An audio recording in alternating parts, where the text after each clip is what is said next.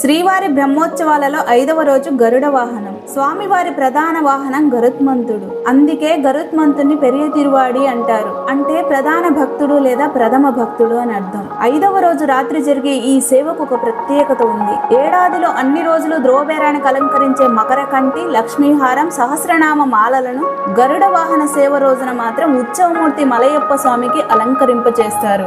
అలాగే ఈ రోజునే శ్రీవారి ఆలయానికి ఎదురుగా ఉన్న బేడి ఆంజనేయ స్వామి ఆలయం నుంచి రాష్ట్ర ప్రజల తరపున ముఖ్యమంత్రి సమర్పించే నూతన వస్త్రాలను స్వామివారు స్వీకరిస్తారు. గరుడ వాహన సేవలో స్వామివారి సరసన శ్రీదేవి భూదేవి అమ్మవార్లు ఉండరు.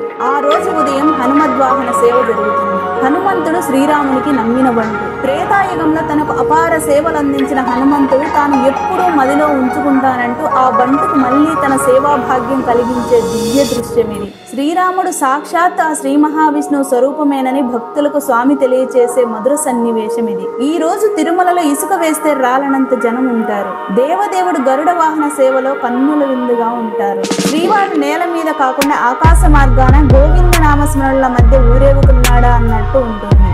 ఓం నమో వెంకటేశాయ.